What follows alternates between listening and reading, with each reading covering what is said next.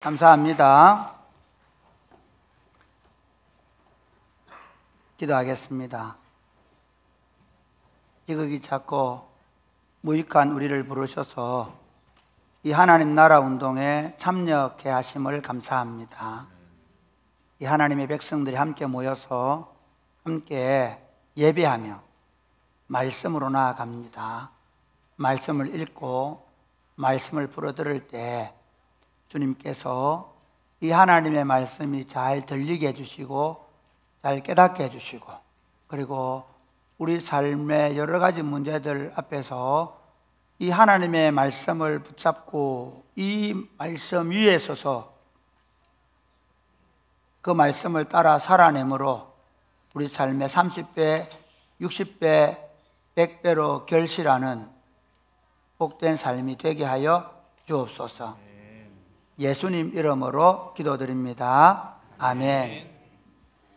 오늘 우리에게 주신 하나님의 말씀은 마태복음 11장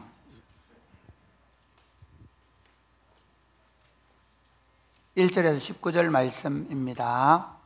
마태복음 11장 1절 19절 말씀인데 먼저 6절까지 말씀만 보겠습니다. 오늘 말씀 강론은 19절까지 합니다. 예수께서 12 제자에게 명하시기를 마치시고 이에 그들을 여러 동네에서 가르치시며 전도하시려고 거기를 떠나 가시니라. 요한이 옥에서 그리스도께서 하신 일을 듣고 제자들을 보내어 예수께 여짜오되 오실 거리가 당신이오니이까 우리가 다른 일을 기다리오니이까. 예수께서 대답하여 이르시되 너희가 가서 듣고 보는 것을 요한에게 알리되 맹인이 보며 못 걷는 사람이 걸으며 나병 환자가 깨끗함을 받으며 못 듣는 자가 들으며 죽은 자가 살아나며 가난한 자에게 복음이 전파된다 하라. 누구든지 나로 말미암아 실족하지 아니하는 자는 복이 있도다 하시니라. 아멘. 여러분, 제가 이번 세부 한인교회에 가서, 세부 한인교회가 박지덕 목사님이라고 저희 교회에 한 7년 전인가 잠시 와 설교를 한 적이 있을 거예요. 세부 한인교회 가운데서는 우리 고신교회 중에는 가장 건강하게 잘 세워지는 교회인데, 세부가 코로나 이후에 사람들이 많이 빠져나가면 좀 교인들이 조금 빠져나가고, 그럼에도 불구하고 참 건강하고 좋은 교회였습니다. 건강하고 좋은 이유 중에 하나는 거기가 이제 그 유학생들이, 그러니까 언어를 공부하러 와서 고등학교 3학년이 되면 부모님들이 자녀를 데리고 한국이나 미국으로 가기 때문에 굉장히 젊은 사람들이 있는 거였어요.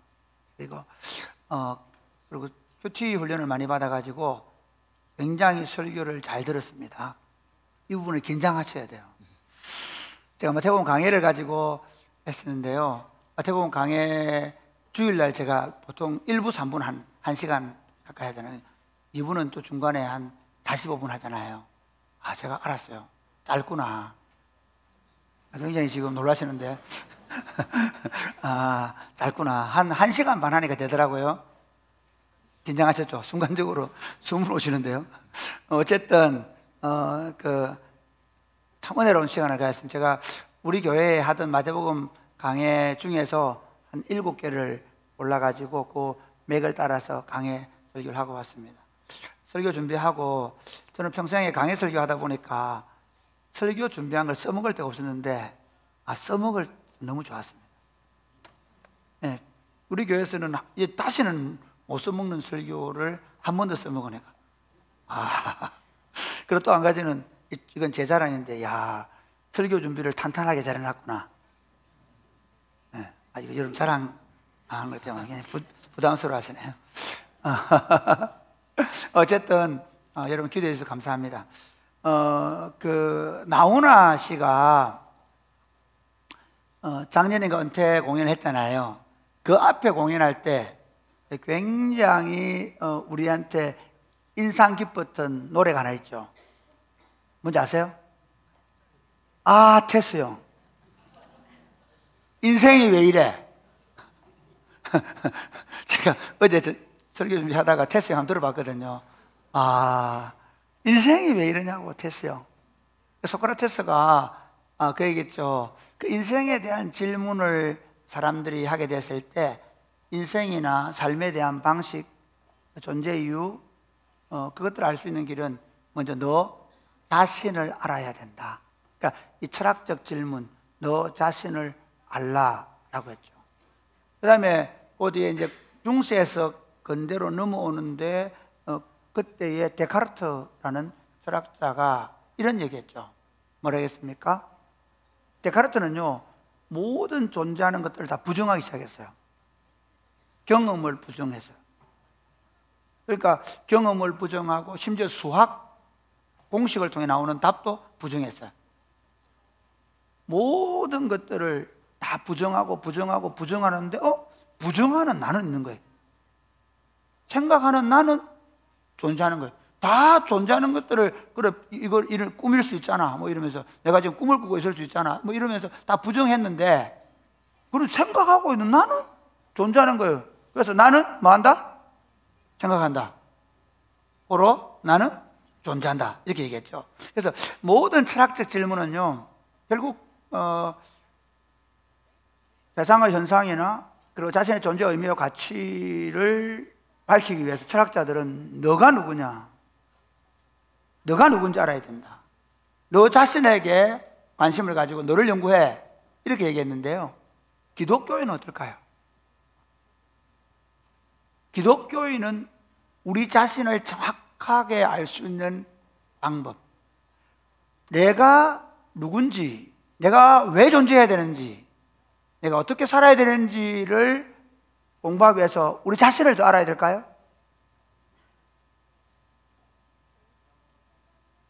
하나님 왕국에서는 우리 자신을 아는 게 아니라 이 왕국을 존재케 하는, 이 왕국을 다스리시는, 그리고 이 왕국을 완성해 가시는 삼위 하나님, 그 중에 특별히 우리 왕이신 그리스도를 더 알면 알수록 사실은 우리 자신의 존재 의미, 가치, 삶의 이유, 그리고 세상을 어떻게 이해하고 바라보아야 되는지를 알게 되는 줄 믿으시기를 바랍니다.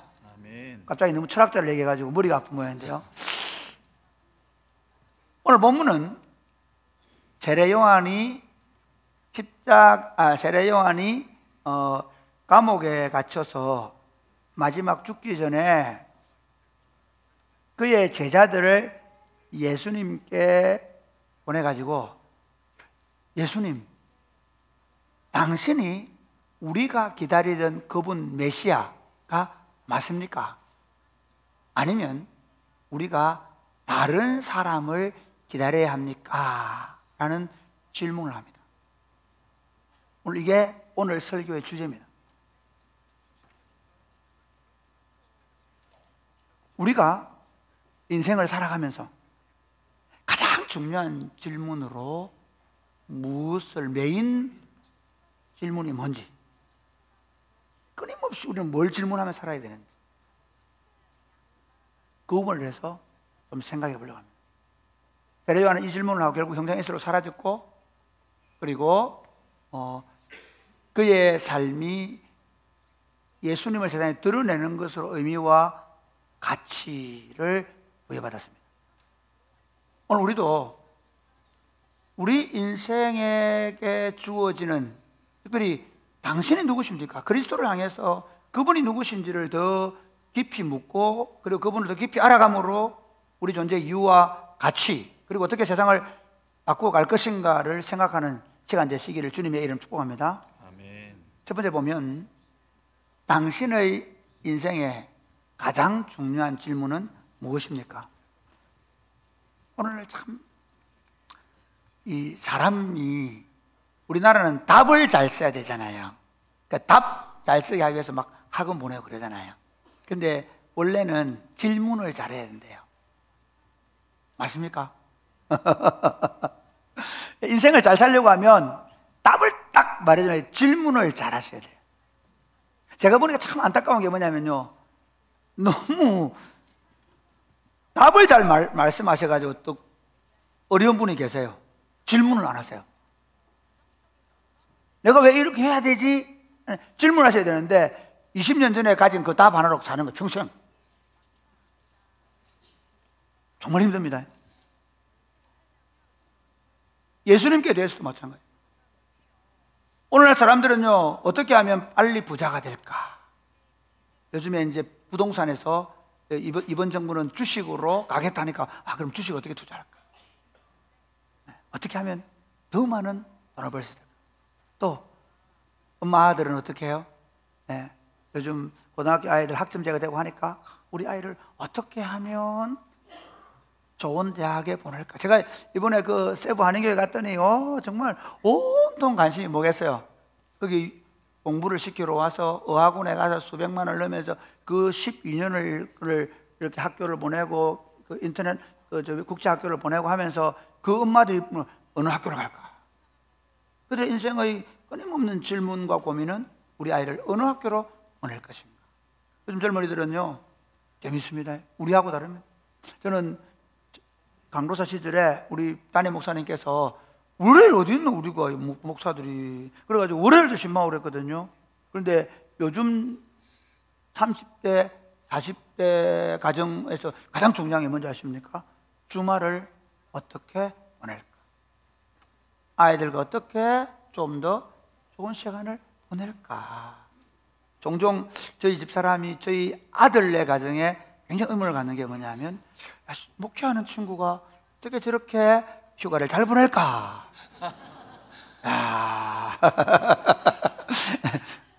누가 잘못된 거예요? 우리가 잘못된 거죠. 우리는 우리 시대에 그렇게 시간을 보내는 걸, 자식들과 시간을 보내는 걸 몰랐으니까요. 너무 잘하시는 거예요. 그런데 만약에 그게 우리 인생의 최대의 질문이 될 수 있을까요? 내 인생의 마지막에 어떻게 좀 더 잘 놀 수 있을까? 어떻게 좀 더 투자를 잘해서 돈을 많이 모을까? 어떻게 이 재산을 자식들에게 물려줘가지고 이 재산을, 심지어 그런 분들 많죠? 돌아가실 때 저 윗뱀이 너는 네가 하고 저 아랫뱀이 너는 네가 하고 하시는. 그게 진짜 우리 인생의 최대 질문이 될 수 있을까? 지금 요한은 죽음을 앞두고 있습니다. 오늘 본문에 한번 볼까요? 2절 3절 시작. 요한이 옥에서 그리스도께서 하신 일을 듣고 제자들을 보내어 예수께 여짜오되 오실 그이가 당신이오니까 우리가 다른 일을 기다리오리까? 왜 요한이 옥에 갇혀 있습니까? 요한이 옥에 갇힌 이유는요, 여러분 종종 오늘날 여러분 설교를 들을 때, 혹시 뭐 유튜브로 다른 분의 설교를 들을 때 조심해야 되는 거는, 이스라엘의 선지자들이 했던 그 선지자들의 죄를 책망하고 나무라는 건 세속 정부나 세속 왕을 향해 한 게 아닙니다. 요한의 책망도 마찬가지입니다. 유대 나라는 하나님의 왕국입니다. 그가 이두메 왕이 사람일지라도 그는 하나님의 왕국의 왕입니다. 선지자 역할은 뭔가 하면요, 그 왕과 백성들이 하나님의 율법의 말씀에 떠날 때 목숨을 걸고 하나님의 말씀으로 돌아오라고 선포해야 되는 것이 선지자의 사명입니다. 지금 이 왕은 헤롯 안디바스라는 왕인데요, 헤롯 대왕의 아들입니다. 헤롯 대왕이 죽자 헤롯의 아들들이 다 모여서 어디로 가느냐면 로마로 갔습니다. 로마에 가서 왕 자리를 이렇게 받아오는데요, 헤롯 안디바스는 갈릴리와 베레아 지역을 받아왔습니다. 그 다음에 헤롯 빌립은 어디예요? 가이사라 지역, 빌립은 가이사라 지역을 받아왔습니다. 그런데 여러 배다른 아들들 가운데 꽤 괜찮을 거라 생각하고, 그리고 시집을, 헤로디아라는 여자가 시집간 남자가 있었는데 그 남자가 헤롯 빌립이라는 남자였습니다. 헤로디아는, 여러분 지금 결혼은 다 사랑으로 하잖아요. 혹시 사랑으로 안 한 분 계세요? 정략 결혼, 예산이 많아. 지금도 기업들 가운데는 정략 결혼 가능하죠. 근데요, 사실은 중세 시대까지만 해도 유럽의 제후들이나 왕들, 황제, 그 다음에 공작, 후작 이런 사람들은 거의 대부분이 다 정략 결혼했습니다. 헤로디아도 헤롯 빌립이 왕이 될 거라 생각하고 정략 결혼을 한 거예요. 그런데 이 바보 같은 게 왕이 안 돼본 거예요. 로마에서 돌아오는데 헤롯 빌립은 더덜덜 돌아오겠죠. 그런데 왕을 딱 받아오는 시숙님이 너무 멋있어 보이는 거예요. 빼다른 시숙님. 헤로디아가 오는 길에 오셨어요. 이런 일 일어나면 안 됩니다. 그래가지고 헤로디아가 꼬셔서 헤롯 안티바스가 넘어가서 그래서 동생의 아내를 뺏은 거예요. 그것 때문에 당신이 유대의 왕으로, 하나님의 왕국의 백성의 왕으로 어떻게 그렇게 합니까? 그러면서 헤롯이 잘못하는 헤롯 안티바스의 죄를 지적하니까 그것 때문에 감옥에 갇혔습니다. 이 점 세례 요한은 선지자잖아요. 자신의 목숨이 경각에 달려있다는 걸 알게 되었습니다. 이제 마지막 자신의 죽음을 앞두고 그가 하는 질문이 뭔가 하면 제자들을 보내서 예수님, 당신이 바로 그분입니까? 오실 그이가 당신입니까? 우리가 다른 분을 기다려야 합니까? 여러분, 우리 인생은 마찬가지입니다. 우리가 예수 그리스도를 우리 인생의 진정한 왕 메시아로 만나지 못하면 교회 와 있고 예수 믿는 것 같지만 다른 거 좀 없나? 내 인생의 다른 보장을 찾습니다. 그분이 메시아가 아니면 다른 왕을 찾아야 합니다. 그분이 그 왕국의 통치를 실현시켜서 그 왕국의 통치가 실현되면 그분의 공급하심을 받는 백성들이 그 왕국의 백성들입니다. 할렐루야. 세례 요한은 그런 겁니다. 세례 요한은요 결국 예수님을 메시아로 드러내고 그를 그 동네 그들 가운데서 그 사람들 가운데서 메시아로 드러내는 게 그의 사명입니다.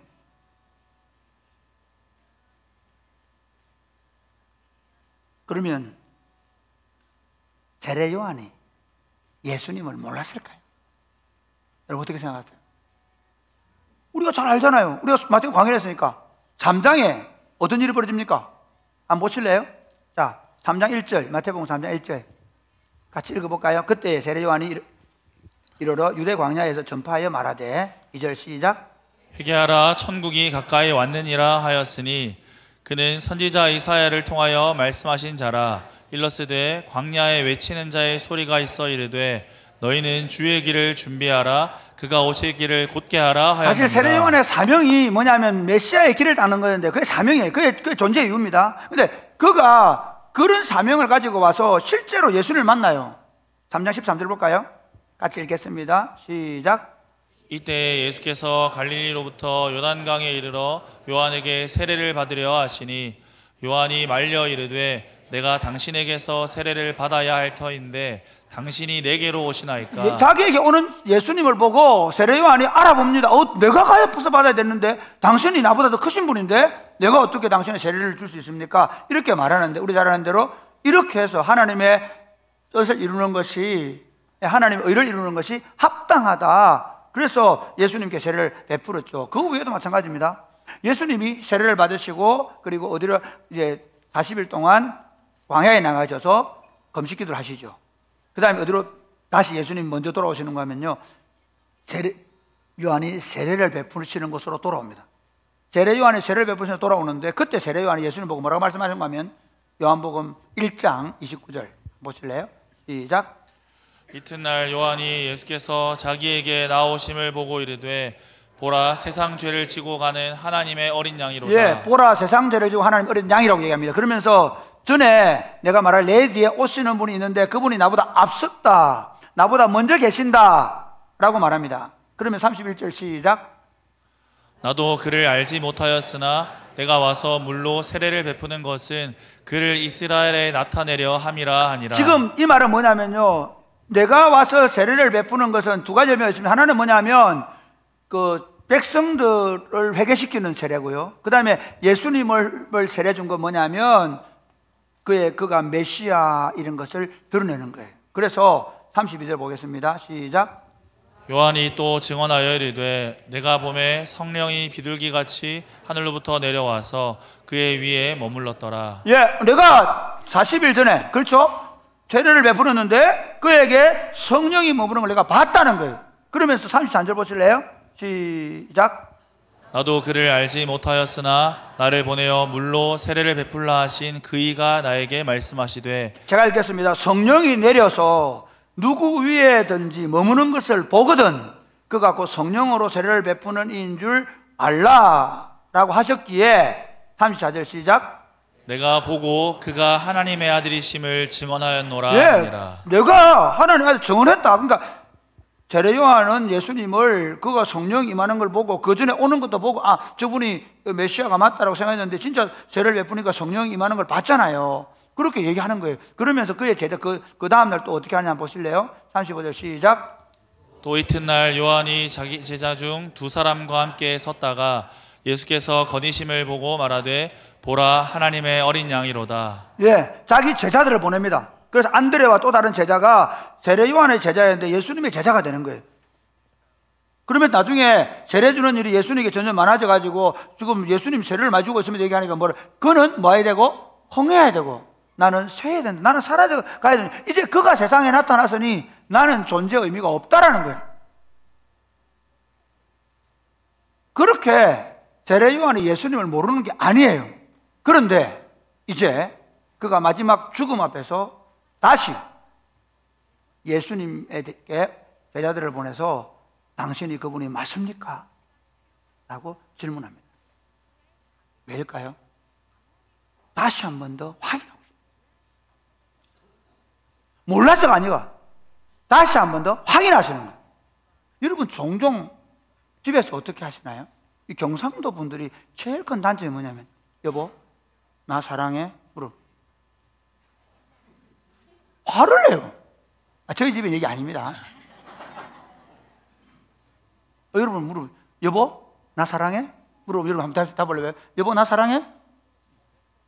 말 안 하잖아 아무도.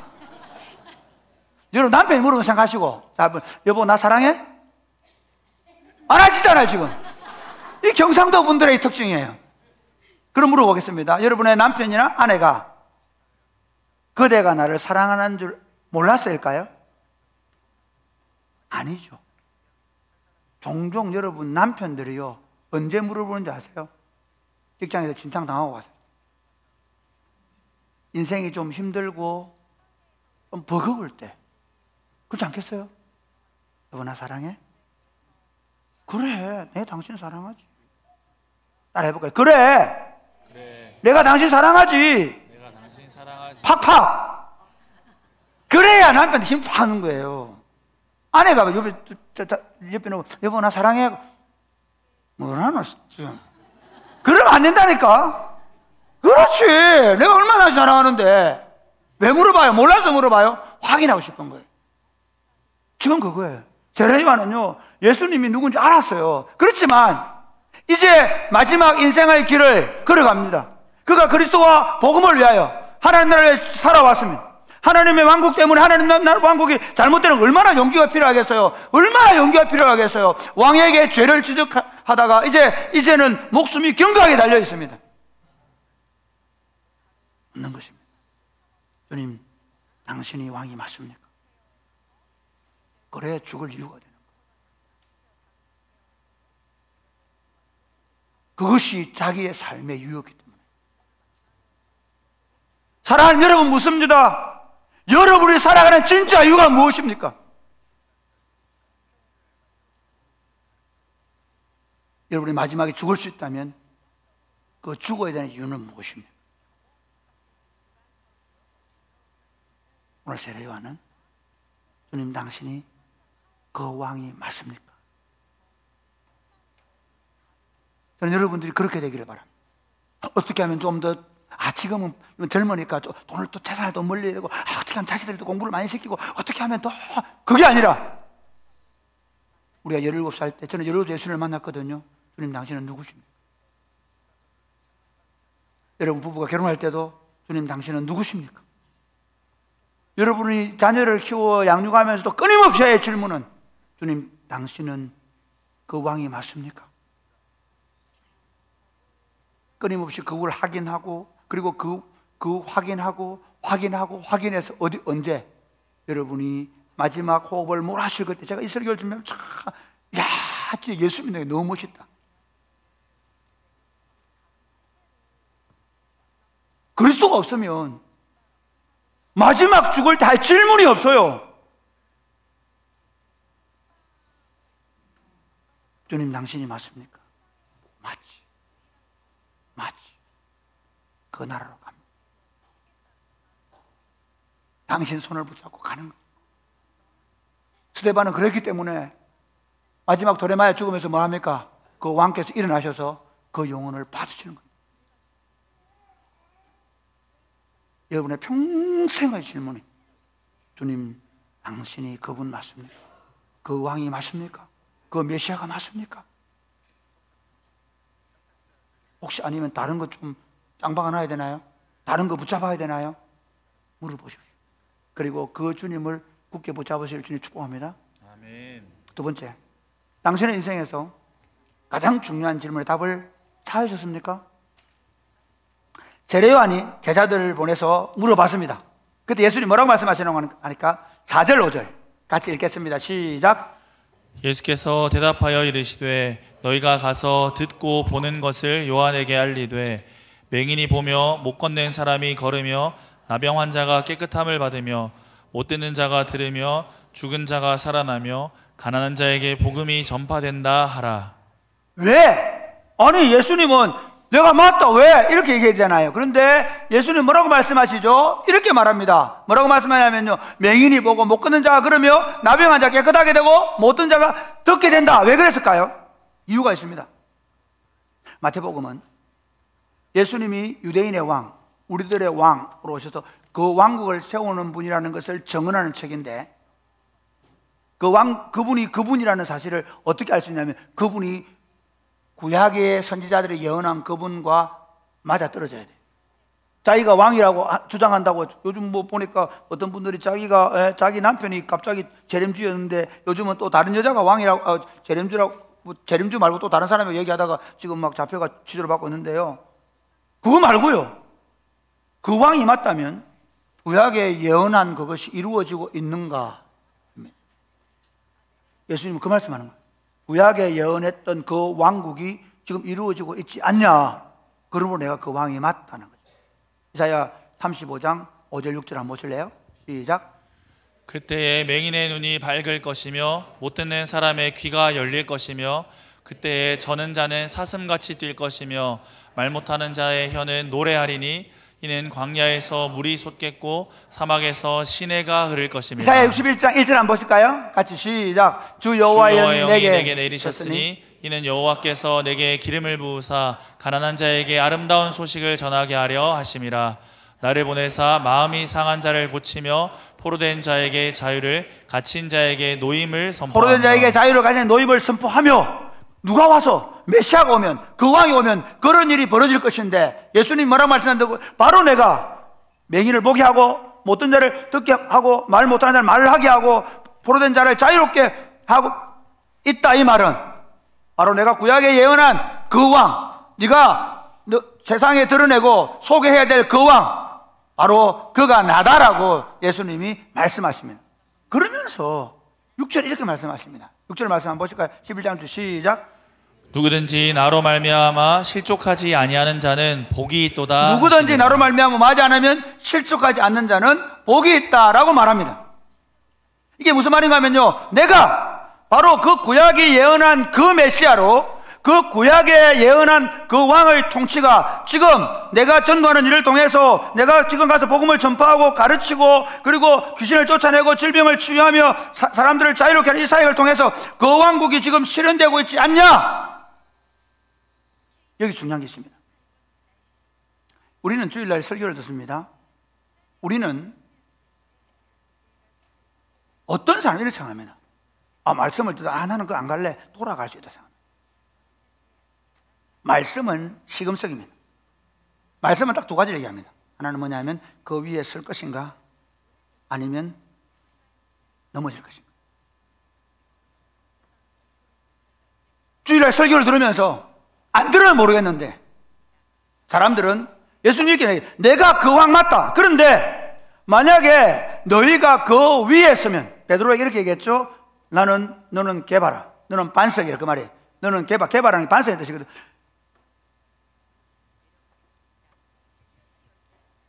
너 위에 내가 내 교회를 세우겠다 그랬죠. 이게 무슨 말인지 아세요?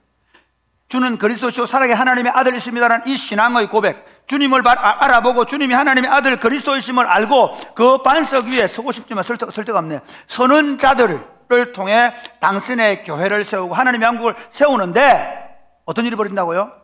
그 모퉁이 되실 그리스도에게, 그 진리 되신 그리스도에게 걸려 넘어지는 자는 멸망을 받는다는 거예요. 예수님 그 말씀하시는 거예요.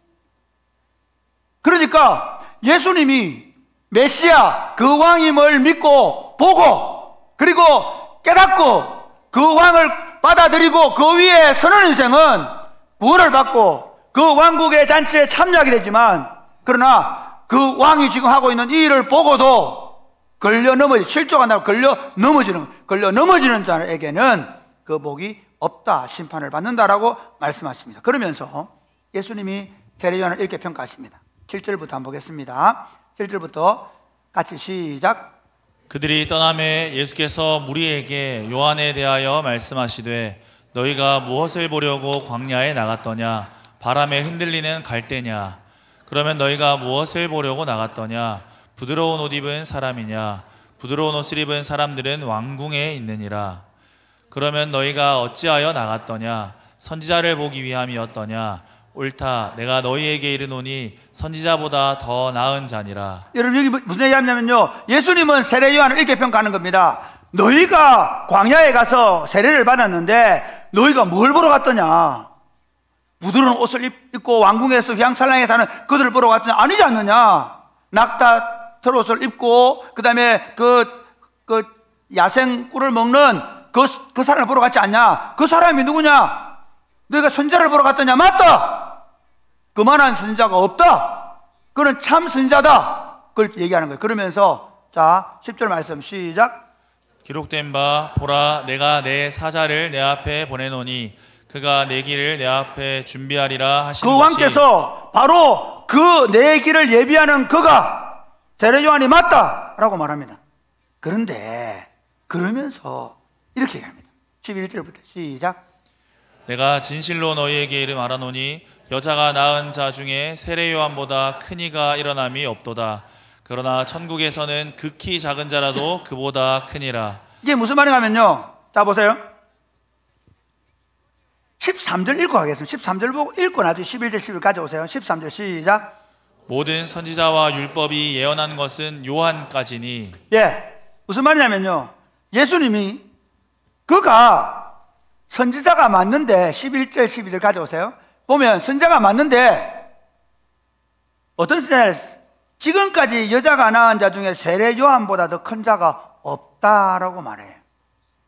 하나님의 나라를 사람들은 멈춰 있다 생각합니다. 그렇지 않습니다. 하나님 나라는 결코 멈춰 있지 않습니다. 하나님 나라는요, 끊임없이 진전됩니다. 아브라함 때부터 다윗, 예수님, 그리고 초대, 중세, 그리고 지금 어디로 진보하고 있습니까? 하나님 나라가 완성되는 대로 진전되고 있습니다. 그리 본다면 세례 요한은 어느 지점에 서 있는가 하면 그러니까 율법과 선지자가 오리라고 한 그 메시아를 지금 보고 있는 겁니다. 그러니까 오리라고 한 그 메시아를 지금 보고 있기 때문에 지금까지 왔던 선지자들은 이사야는 올 것이다 잘 못 봐요. 이사야 그래 말하는 게 막 뒤죽박죽 하거든요. 심지어 말하기도 잘 못 봐요. 300년 전에 못 봐요. 그런데 직접 본 거예요. 성령이 임한 걸 본 거잖아요. 그렇죠? 메시아가 지금 사역하고 있는 걸 보고 있잖아요. 눈먼 자가 보게 되고 귀가 어두운 자가 들리게 되고, 그렇죠? 보고 있는 거예요. 그러니까 지금 선지자로서 그가 보고 있는 하나님의 나라를 가장 잘 보고 있는 사람은 세례 요한보다 더 나은 사람은 없던 거예요. 하나님 나라의 큰 자가 누굽니까? 그 엄청난 일을 하고 대단히 하는 사람이 아닙니다. 하나님 나라를 어떻게 잘 보고 있냐는 거예요. 세례 요한은 지금 하나님 나라를 누구보다도 잘 보고 있기 때문에 그 여자가 낳은 자 중에 큰 자가 되는 겁니다. 그런데 천국에서는 그렇게 얘기하죠. 천국에서는 지극히 작은 자라도 그보다 크다. 왜? 12절 볼래요? 시작. 세례 요한의 때부터 지금까지 천국은 침노를 당하나니. 예, 하나님 나라가 침노당. 이 어떤 의미? 하나님 나라가 더 밝게 보여주는 거예요. 세례 요한이 봤던 그 하나님 나라와는 비교할 수 없게 우리가 이제 세례 요한 이후에 예수님이 십자가에 죽으시고 그리고 어떻게 해요? 부활하시고 그리고 하늘에 올라가시고 성령을 보내 교회를 세우시는 이 모든 과정을 통해서 이제부터 세례 요한 뒤에부터 태어나는 세례 요한 뒤에부터 예수를 믿게 되는 사람들은 하나님 나라가 너무나 분명하고 너무나 확실하게 나타나고 본 것을 보기 때문에 세례 요한보다 큰 자가 되는 것입니다. 할렐루야. 아멘. 그러니까 여러분 이게 우리의 삶인 겁니다. 예수 믿는 게 뭐냐면요, 하나님의 왕국이 우리 가운데 그렇게 놀랍게 이루어지고 있음을 보는 거예요. 할렐루야. 신앙생활 하면서 내 옛날에 고등학교 다닐 때 예수 믿어가 그래가지고 세례받아가 열심히 교회 안 다니나 기쁘다. 아니고요. 예수 믿는 게 뭐냐면 그 나라가 우리 가운데 그 예수님의 십자가와 부활 사건과 성령의 기름 부으심의 역사를 통해서 지금 우리 가운데 나타나는 걸 보고 경험하는, 그게 처음 예수 믿을 때 그때 그 경험이 아니라 그 처음 내가 주님을 알 때는요 그냥 조금 안 거예요. 예수님이 하신 십자가의 의미와 부활 사건, 심지어 성령의 나타나심과 역사가 내가 아는 것 같았지만 제가 지금 마태복음 강의를 설교하면서 놀라운 게 뭐냐면요, 지금까지 제가 보던 그 주님과 그분의 권세와 그분의 능력과 그분의 왕국을 지금까지 알던 것보다 더 확실하고 분명하게 알아가는 것입니다. 할렐루야. 예수님이 그 얘기하는 거예요. 세례 요한보다 그 왕국의 백성들이 훨씬 더 알겠다. 여러분, 세례 요한은요 그 예수님의 예수님이 보낸 예수님께 대답을 들은 제자들로부터 예수님 그분이 메시아라는 사실을 그 이사야를 통해서 말씀하신 걸 전해 주었겠죠. 그럼 세례 요한은 그를 발견했을 것입니다. 그렇죠? 그 다음 장면 한번 보실래요? 자, 마가복음 6장 19절 시작. 마가복음 시작. 헤로디아가 요한을 원수로 여겨 죽이고자 하였으되 하지 못한 것은, 제가 이걸 그냥 설명할 시간이 없기 때문에 어떤 거냐면요, 이제 세례 요한의 제자들을 보내서 예수님께 그 질문을 하고 그리고 그가 오실 메시아 그분이 맞다라는 사실을 세례 요한이 확신했습니다. 확정했습니다. 그 다음 사건이 뭐냐면요 이겁니다. 헤로디아의 딸 살로메가 헤롯 안디바스의 생일날 아주 관능적인 춤을 춥니다. 보이십니까? 아주 관능적인 춤을 춥니다. 관능적이지 않지만 그렇게 상상하시고 이 헤롯 안디바스가 껍벅 넘어간 거예요. 그러면서 뭐라고 하는가 하면 나라의 절반이라도 주겠다라고 제안합니다. 그러니까 진짜 꼴보기 싫은 건 헤롯이 아니거든요. 헤로디아가 정치적 야망 때문에 헤롯 안디바스에 꽂혔기 때문에 저놈이 자꾸 그 부정한 짓이라고 하기니까 듣기 싫잖아요. 그걸 어떻게 자기 딸 살로메에게 헤롯 세례 요한의 목을 잘라서 헤롯에게 잘라서 소반에 담아달라고 얘기하죠. 세례 요한은 그렇게 죽습니다. 한갓 여자아이의 춤노름에 죽었습니다. 인생이라는 그런 겁니다. 뭐 대단한 것 같고 뭔가 엄청난 일을 하는 것 같지만 여러분, 인생의 죽음이라는 게 별거 아닙니다. 그런데 여러분, 세례 요한은 어떻게 죽었을까요? 어떻게 죽었을까요? 그는 메시아를 통해 이루어진 하나님 나라를 보고 죽었기 때문에 그의 삶의 이유, 의미, 가치, 존재의 이유를 확실하게 하고 당당히 그 죽음의 길을 걸어갈 수 있게 믿으시기를 바랍니다. 그걸 어떻게 할 수 있느냐? 누가복음만 보겠습니다. 누가복음에 보면요, 누가 나오냐면 시므온이 나옵니다. 누가복음 2장 28절에 시작. 시므온이 아기를 안고 하나님을 찬송하여 이르되 주제여 이제는 말씀하신 대로 종을 평안히 놓아 주시는도다.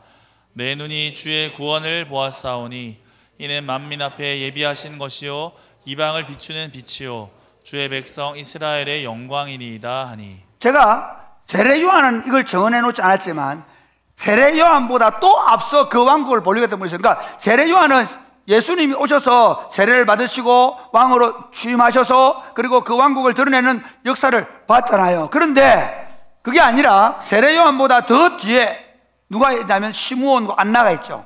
시므온과 안나는 메시아가 태어나는 것을 보고 죽을 것을 예언받습니다. 그래서 메시아를 보고 죽을 것이라는 그 예언 때문에 그런 성전에서 메시아를 기다리고 있습니다. 그 드디어 아기 예수님이 부모님에게 안겨서 오는 걸 봅니다. 하나님의 성령이 그가 메시아라고 말합니다. 그래서 그를 보고 그 아이가 메시아임을 알아보고 그에게 대주제여 이제 말씀하신 대로 종을 평안히 놓아주는 말, 이제 내가 죽을 수 있습니다. 왜냐하면 내 눈이 메시아의 구원을 그 아기를 통해 보고 있기 때문에, 아직 경험한 건 아니지만 보고 있기 때문입니다. 이분은 이방의 빛이 될 것입니다. 사랑하는 여러분,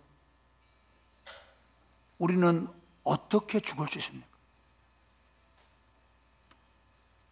매덕을 벌어놓고 죽어야 합니다. 얼마나 많은 업적을 쌓고 죽어야 합니까? 우리 구주 예수 그리스도, 그분이 우리 구주와 주님이 되시며 그분의 왕국이 지금 우리의 사역들을 통해, 우리 삶을 통해 이루어지고 확장되어져 가는 것을 보면서 그분이 우리 왕이 확실하다고, 할렐루야, 아멘. 끊임없이 매일마다 고백되어지고 그분의 역사를 날마다 경험하며 살다가 주님이 부르실 때 에녹처럼 주님 오셨습니까? 아니 주님 부르십니까?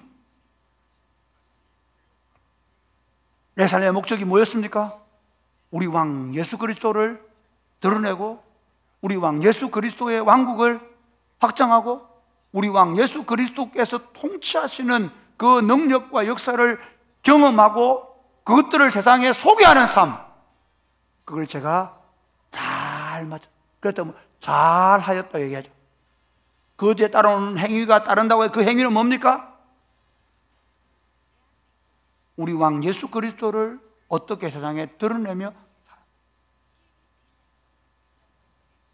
그런 사람에게만이 그의 삶, 그의 죽음이 얼마나 가치있고 아름답고 영광스러울지 모르는 것입니다. 여러분, 그 예수님을 날마다 경험하며 사시기를 주님 축복합니다. 아멘. 그 예수님을 세상에 드러내는 일을 여러분 인생의 목적으로 삼고 사시기를 주님 축복합니다. 아멘. 그 사람들은요, 경제적으로 좀 실패했다고 실패한 게 아닙니다. 그 사람들은요, 건강을 잃었다고 해서 그게 뭔가 잘못된 상황이 아닙니다.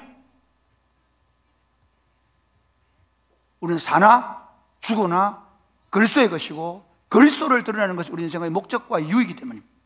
그럼 여러분 물어야 되는 게 뭡니까? 주님 당신이 메시아가 맞습니까? 주님 당신이 진짜 이 왕국, 이 하늘 왕국의 왕이 맞습니까? 그럼 저는 죽을 수 있습니다. 당신을 위해서. 내 삶, 내 시간, 내 물질, 내가 가지고 있는 것들을 당신이 왕이시라고 한다면 기꺼이 들을 수 있습니다. 마지막 세 번째 같이 읽겠습니다. 시작. 당신의 인생에서 가장 중요한 질문의 답을 찾으셨다면 당신은 어떻게 살기를 원하십니까? 이게 무슨 말인가면요, 예수님이 세례 요한을 보고 야 세례 요한 그가 진짜 여자가 난 중에 가장 큰 자다 라고 말씀하시고, 그리고 나서 예수님이 이 시대를, 그 시대를 한탄하십니다. 그 시대의 하나님 백성들을 한탄하십니다. 어떻게 한탄하시느냐 하면요, 자 한번 보겠습니다. 16절 말씀 시작. 이 세대를 무엇으로 비유할까? 비유하건대 아이들이 장터에 앉아 제 동물을 불러 이르되 우리가 너희를 향하여 피리를 불어도 너희가 춤추지 않고 우리가 슬피 울어도 너희가 가슴을 치지 아니하였다 함과 같도다. 지혜는 그 행한 일로 인하여 옳다함을 예수님이 얻느니라. 비유를 하나 든 겁니다. 뭐냐면요, 아이들이 장내에 놀고 있습니다. 자, 얘들아, 내가 피리 불 테니까 너 한번 춤을 춰봐. 그렇게 한 거예요. 그런데 아무도 그렇게 안 한다는 거예요. 그게 이 시대가 그렇다는 거예요. 친구들끼리 노는데, 야, 춤춰보자. 내 피리 불 테니 춤춰봐. 아무도 안 춘다는 겁니다. 그 다음에, 야, 우리 그 장례식 때 고가는 거 있잖아요. 이스라엘 백성들도 똑같이 고가는 사람을 불러서 했거든요. 그러니까 애기들이 흉내를 내는 겁니다. 우리 표현을 해볼게요. 난 이스라엘은 잘 모르니까 아이고 하는데 아무도 같이 안 하는 겁니다. 이 시대가 그렇다는 것입니다. 하나님의 왕국이 들어왔지만 그 왕국을 제대로 보지 못하니까 그 왕국 백성들이 뭘 해야 될지를 모른다는 거예요. 예수님이 그 다음에 분명히 얘기하십니다. 자, 18절 시작. 요한이 와서 먹지도 않고 마시지도 아니하매 그들이 말하기를 귀신이 들렸다 하더니. 자, 장터에서 아이들이 애고 가자 하는데 아무도 안 오는 것처럼 예수님 메시아가 오고 있다. 내재 메시아가 오고 있다. 그분이 오고 있기 때문에 우리가 어떻게 준비해야 된다? 우리 자신을 회개함으로 그분이 오실 길을 준비해야 된다. 그분이 오실 길을 우리가 회개함으로 준비해야 된다라고 얘기하는데 그들은 회개하지 않았다는 것입니다. 그 다음 그 뒤로 예수님이 오셨습니다. 19절 말씀 보실까요? 19절 말씀 시작. 인자는 와서 먹고 마심에 말하기를 보라 먹기를 탐하고 포도주를 즐기는 사람이요 세리와 죄인의 친구로다 하니. 이제 예수님이 오셔서 어떻게 하십니까? 그 왕국을 선포하십니다. 이제 그들에게 하나님 나라가 임했음을 보여줍니다. 마태의 집에 들어갔습니다. 삭개오의 집에 들어갔습니다. 그들과 함께 그 죄인들을 불러서 잔치하시며 그들 하나님의 백성으로 회복시킵니다. 그런데 어떻게 합니까? 하나님의 백성들은 남 뒤에 있습니다. 혀를 짭니다. 손가락질을 합니다. 냉담했습니다.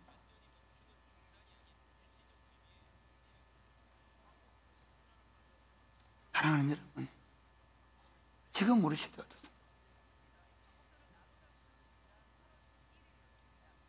지금 우리 시대 교회 어떻습니까? 그 하나님의 나라가 영광스럽게 임하고 그 하나님의 복음이 마치 트럼펫을 불듯 승리의 복음으로 울려 퍼지는 그런 교회들로 세워져 가고 있습니까? 여러분은 어떻습니까? 여러분은 그 왕국에 우리의 삶 때문에 내가 그 왕국의 백성답게 살지 못한 것 때문에 여러분이 때로는 통회하고 자복하고 그 왕국의 백성답지 못함 때문에 가슴을 치고 옷을 찢는 것이 아니라 마음을 찢는 그런 삶이 있으십니까? 반대로 우리가 주일날 예배하러 와서 그렇게 통회하고 자복한 다음에 주어지는 그 하나님 나라의 영광스러운 복음을 듣고 그래 더해주세요. 맞습니다. 당신이 왕이 맞습니다. 당신의 통치가 우리 교회 가운데 지금 나타나고 있습니다. 고백하시는 환희에 찬 예배가 있습니까? 여러분 어떻습니까?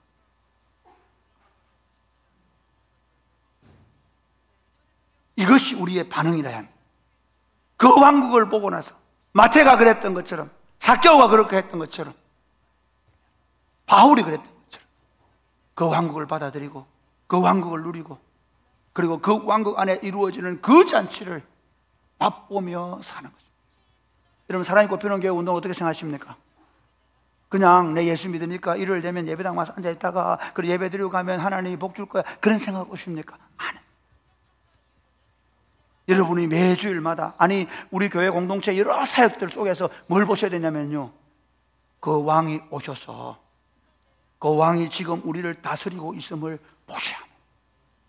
그 왕이 우리를 만지시고 우리 아이들을 만지시고 우리 가족들을 만지시고 우리 부부의 삶에 들어오셔서 우리의 부부의 삶을 만들어 가시고 할렐루야. 아멘. 예수 믿으면서도 스트레스 받아가 스트레스 받아 그래가지고 막 괴로워하고 힘들어하고 아이고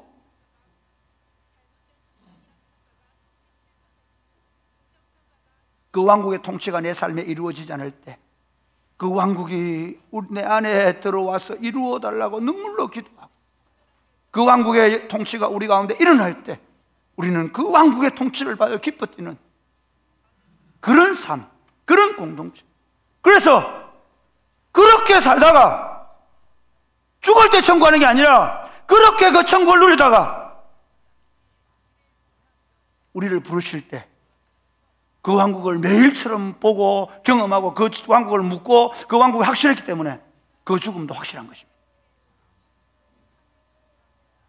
혹시 감사하게도 그분이 다시 온다 할지라도 우리가 이미 그 왕국을 지금 누리고 있었기 때문에 그분이 가까이 오실 때 바로 그 왕국에 우리가 함께 영광스럽게 동참하게 되는 것입니다.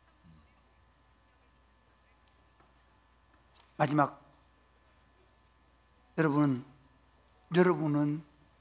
매일 무엇을 질문하고 계십니까?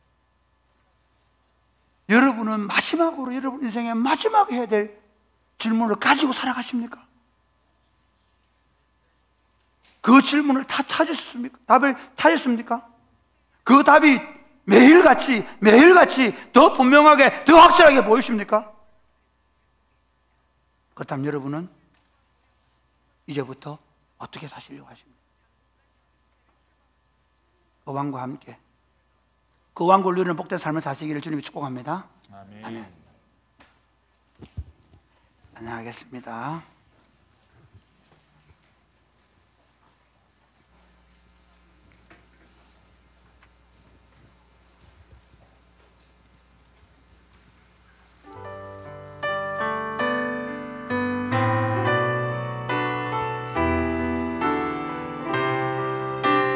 우리 다 같이 일어나 찬양하겠습니다. 당신은 영광의 왕, 당신은 영광의 왕, 당신은 평강의 왕, 당신은 하늘과 땅의 주, 당신은 하늘과 땅의 주, 당신은 정의의 아들, 천사가 무릎 꿇고 천사가 무릎 꿇고 예배하고 찬송하네. 영원한 생명 말씀, 당신은 예수 그리스도 주. 호산나 다윗의 자손께, 호산나 불러왕 중의 왕. 높은 하늘에 영광을 예수 주 메시아. 다시 한 번 더, 당신은 영광의 왕, 당신은 영광의 왕, 당신은 평강의 왕, 당신은 하늘과 땅의 주, 당신은 하늘과 땅의 주, 당신은 정의의 아들, 천사가 무릎 꿇고 예배하고 경배하네, 예배하고 경배하네. 영원한 생명 말씀, 당신은 예수 그리스도 주. 호산나 다윗의 자손께, 호산나 불러왕 중의 왕. 높은 하늘에 영광을 예수 주 메시아네. 호산나 다윗의 자손께, 호산나 불러왕 중의 왕. 높은 하늘에 영광을 예수 주 메시아네. 사랑하는 여러분, 여러분 자신이 한번 생각해 보십시오. 여러분은 매일같이 무엇을 질문하고 무슨 답을 찾고 계십니까? 우리 인생의 가장 중요한 질문은 예수 그리스도가 누구신가입니다. 그분을 왕으로 발견하셨고 그 왕이 여러분의 삶 가운데 더 구체적으로 더 분명하게 그 왕국을 실현시키고 계십니까? 그 왕의 통치를 교회 공동체를 통해서 여러분의 가정 안에서 여러분의 삶의 자리에서 경험하고 계십니까? 그 왕의 통치가 나타나지 않는 것 때문에 울며 불며 그 왕의 통치를 갈망하고 계십니까? 예배 시간마다 그 왕의 통치를 경험하고 가슴 뛰는 환희로 그분을 예배하고 계십니까? 주님, 당신이 왕이심을 더 분명하고 더 확실하게 내 삶 가운데 드러내어 주시옵소서. 아멘. 그 왕을 분명하고 더 확실하게 보며 내 삶을 그 왕국을 위하여 살아내게 하여 주시옵소서. 아멘. 내 삶의 이유, 목적, 존재 가치가 그 왕국 안에 있게 하여 주시옵소서. 아멘. 그 왕국을 세우고 그 왕을 드러내는 것이 되게 하여 주시옵소서. 아멘. 그 왕국의 완성을 위하여 내 삶을 드리며 살게 하여 주옵소서. 아멘. 기도하겠습니다. 주여,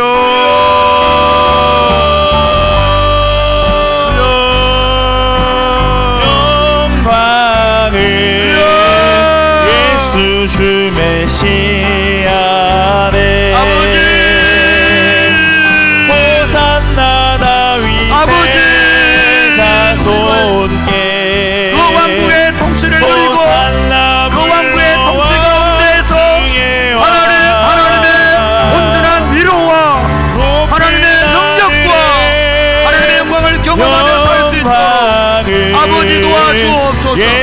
다른 것들은 교회를 통해서 그 하나님의 통치를 보게 하시고 그 하나님을 누리게 하시고 그 하나님의 통치를 온전히 경험하며 살 수 있도록 주여 축복하여 주옵소서. 주여 함께하여 주옵소서. 아버지, 그 왕국의 통치를 우리가 더 풍성히 보고 누릴 수 있도록 주님, 우리 인생의 질문이 무엇입니까? 매일같이 아침에 일어나서 하는 질문이 무엇입니까? 우리가 마지막 해야 될 질문이 무엇입니까? 주님, 당신이 왕이 맞습니까? 우리가 힘들고 어렵고 실망하고 낙심하고 좌절할 때 우리가 질문해야 될 것이 무엇입니까? 주님, 당신이 우리 왕 맞습니까? 기다리는 그분이 맞습니까? 그것 아니겠습니까? 사랑하는 주님, 그 왕을 모시고 그 왕의 통치를 받으며 그 왕을 누리며 살게 하여 주옵소서. 아멘. 그 왕의 통치가 제대로 실현되지 않은 것 때문에 때로는 눈물로 그 왕의 통치를 구하고 그 왕께서 우리를 다스리심을 경험하고 그 왕의 통치를 받고 기뻐 뛰며 즐거워하는 인생을 살아내게 하여 주옵소서. 아멘. 그래서 우리 인생의 마지막에 그 왕을 더 분명하게 더 확실하게 붙잡고 주님 앞에 서게 하여 주옵소서. 아멘. 예수님 이름으로 요드립니다. 아멘. 아멘.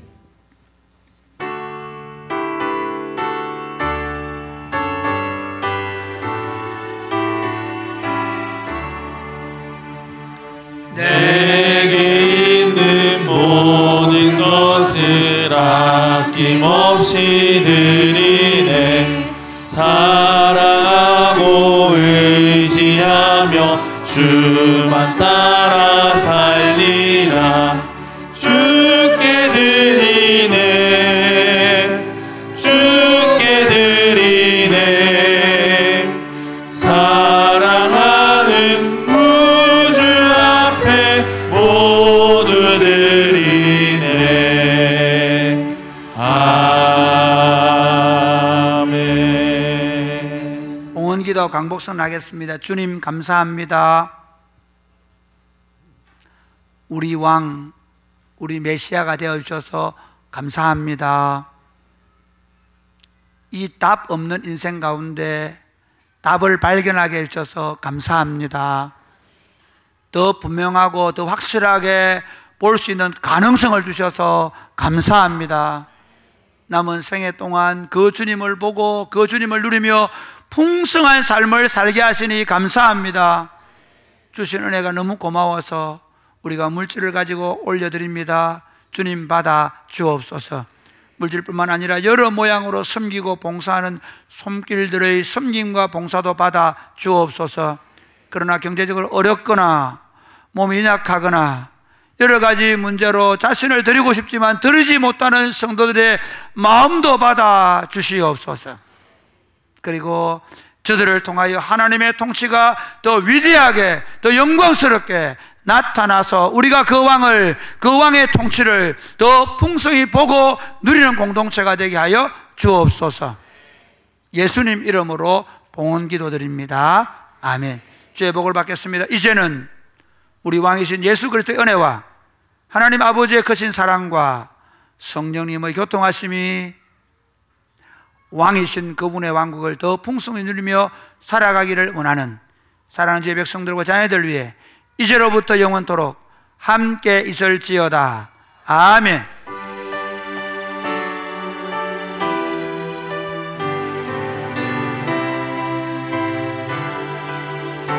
제가 광고 말씀드리겠습니다. 잠깐만요. 우리 이번에 매년 우리가 신학대학원에 한 번씩 가는데 이번에는 장진수님이 가게 됐습니다. 내년에는 또 다른 친구가 이미 가기로 돼 있고 후내년에는 또 가게 돼 있는데, 참 고마운 건 이 친구들이 원래 작년에 가려고 하면 좀 기다려라 해서 교회가 추천해 줄 때까지 기다려줘서 고맙게 생각합니다.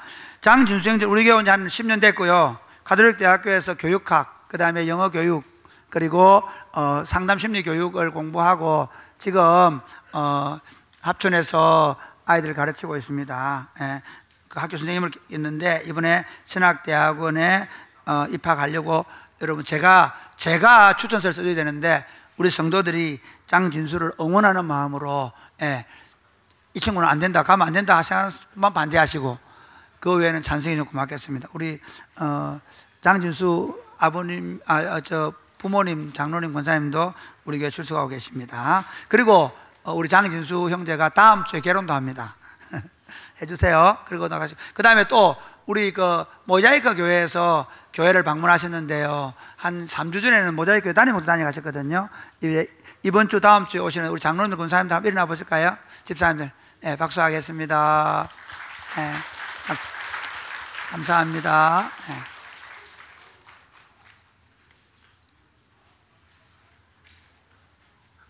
네, 우리 목사님, 우리 옆에 있는 성도들과 함께 인사하겠습니다.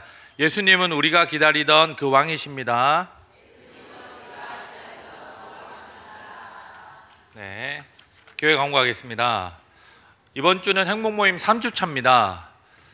3주차 미션은 정해진 베스트 3명을 위해서 기도하기입니다. 태신자 7명 중에 가까이 교제할 수 있고 초대할 수 있는 베스트 3명을 정하셨으면 그 베스트를 위해서 기도하시고 가벼운 만남을 약속하시면 되겠습니다. 예를 들면 산책하기, 차 마시기 등 같은 가벼운 만남을 계획하는 게 3주차 미션입니다. 정교인 투표 지금 진행하고 있고 비전 트립 신청을 받고 있습니다. 필경대 위에 안내지가 있으니 참고해 주시면 되겠습니다. 오늘 제자대학 양육반 제자반 둘 다 5시에 수업이 있습니다. 플리마켓 마켓 보인동이 10월 12일 주일 오후 3시부터 7시까지 있는데 여기 물품을 판매할 셀러들을 모집하고 있습니다. 우리 구예찬 강도사에게 문의해 주시면 되겠습니다. 9월 23일부터 26일 화요일에서 금요일까지 제75회 고신총회가 고려신학대학원에서 있습니다. 담임 목사님께서 참여하십니다. 결혼 예배가 있습니다. 장진수 형제, 장동환 장로, 이정아 집사의 장남 장진수 형제와 신문갑 장로 김정순 권사의 차녀 심혜은 자매가 결혼 예식을 이번 돌아오는 토요일 낮 12시에 둔산 IC, 대구 둔산 IC 근처에 옥골 마을 백불 고택에서 합니다. 교회에서는 11시에 출발하도록 하겠습니다. 주차 장소가 협소하다고 해서 교회 차를 많이 이용해 주시고 개인적으로 가시는 분들도 목장 식구들하고 카풀을 많이 해서 참여해 주시면 감사하겠습니다. 그리고 오늘 오병이어는 김대한 박주희 집사 가정에서 첫째 사랑이가 건강하게 100일을 맞이하게 해주신 감사하다고 오병이에 있습니다. 우리 축하하는 박수를 하겠습니다. 예, 입원하신 성도들이 계십니다. 손익진 지사님께서 무릎을 다치셔서 대구 W병원에, 박기용 집사님이 허리 디스크 수술 때문에 파티마 병원에, 그리고 무릎 수술 때문에 김점식 집사님이 MS 재건병원에 입원해 계십니다. 성도들께서 기억하시고 이 외에도 다른 병 중에 계신 성도들 위해서도 꾸준히 기도해 주시면 감사하겠습니다. 우리 나가실 때 뒤에 보면 상자에 요걸 받습니다. 거기에 제출해 주시면 되겠고요.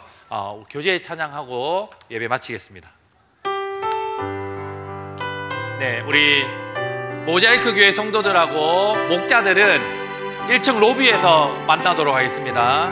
여기에 모인 우리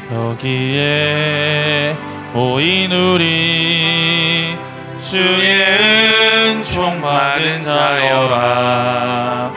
주께서 이 자리에 함께 계심을 아노라. 언제나 주님만을 찬양하며 따라가리니 시험을 당할 때도 함께 계심을 믿노라. 이 믿음 더욱 굳세라. 주가 지켜주신다. 어둠 밤에도 주의 밝음이 인도하여 주신다. 네, 감사합니다. 우리